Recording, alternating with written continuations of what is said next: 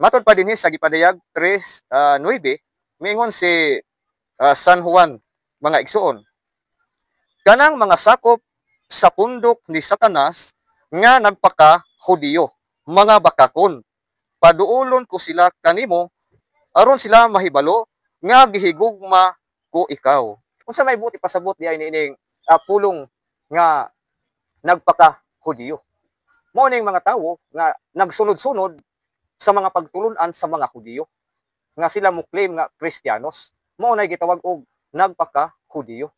Nganong maingon man ka Brad nga nagpaka Hudiyo sila? Dili man sila tinuod nga mga Hudiyo. Kay kun atong basahon ang balaang kasulatan diha sa listahan sa mga pulong mga igsuon, ang adlaw nga igpapahulay ang ikapitong adlaw sa semana, Sabado, sa mga Hudiyo. Sa mga Hudiyo ang giingon mga igsuon, dili sa mga Kristiyanos. Magsugod kini pagsalop sa adlaw sa Sabado o matapos kini sa pagsalop sa adlaw sa Biyernes. Gidili ang pagtrabaho niining adlaw. Mao ni ang balaod sa adlaw nga igpapahulay sa mga Hudiyo. Nakatog yung mga original o mga genuine nga mga Sabat keeper kadto ning wala mo tuo ni Ginoong Hesus.